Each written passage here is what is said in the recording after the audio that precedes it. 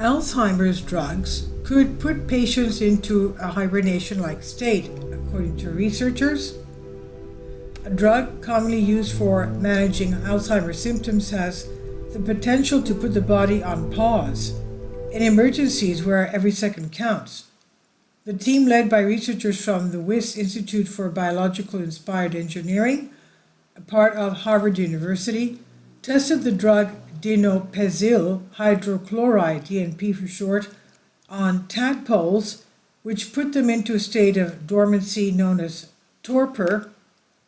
In nature, the variety of animals go into torpor for days or weeks, experiencing significant drops in body temperature and metabolism to preserve energy.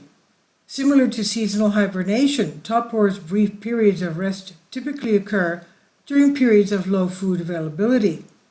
Being able to induce a torpor-like state in humans has benefits in medical settings where it may buy doctors more time to save their patient. The team behind the research thinks DNP, already FDA approved for use in humans, could help prevent permanent organ damage that sometimes occurs while a person is being transported to the hospital.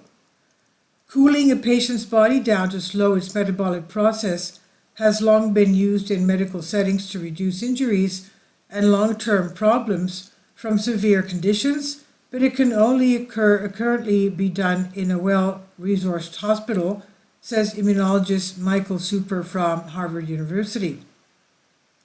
Achieving a similar state of biostasis with an easily administered drug like DNP could potentially save millions of lives every year, he claims. It's impossible that an organism going through torpor comes back out of the state safely. In a previous study, the research found that a different drug, SNC80, also induced torpor in tadpoles of the African clawed frog, Xenopus laevis.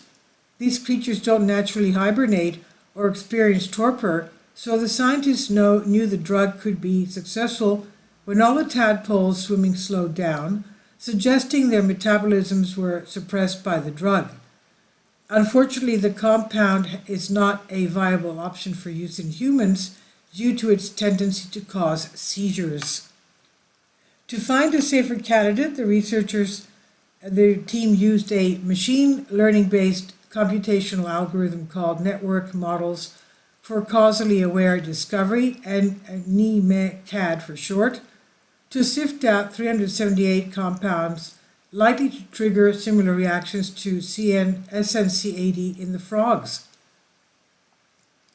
Out of all the possibilities, DNP bore the closest structural similarities. In some ways, it comes as a little surprise. Overdoses in Alzheimer's patients has been reported to coincide with slower heart rate and lethargy. However, while free DNP drugs can suppress metabolic activity in tadpoles, their use was limited by their toxicity, which appeared after administration for more than 2 to 3 hours, the team writes. The torpor state in these initial tests that lasted for longer than 4 hours was irreversible. Noticing the drug was accumulating in all tissues throughout the tadpole's body, the team overcame the issue by trapping it inside a nanoemulsion, essentially a tiny capsule with one lipid as the cap and another as the contents. This significantly reduced the toxicity while maintaining its efficacy, delivering a higher concentration of DNP to the brain, but with a slower, more controlled release to the rest of the body. And that meant that tadpoles could be kept in torpor for longer, temporarily reducing their mobility, heart rate, and oxygen consumption, all fully reversible according to the study. Additional advantages of this approach include DPN's previous approval for clinical use by the FDA, low toxicity of the nanoemulsions, manufacturing scalability, and the possibility to administer treatments without the need for trained personnel, for example, using non-invasive mucosal routes, the authors write. It's still a long road before DNP is being used in the back of an ambulance to buy precious time, but it's exciting to think that existing drugs could be repurposed in ways we have not even yet thought of. This research was published in the American Chemical Society ACS Nano. This is on Science Alert by Jess Cockrell. Please leave your comments. Thank you for your support. Finally, support my Patreon account. The daily posts are 5 videos daily, and they are totally different from what I have on my YouTube channel.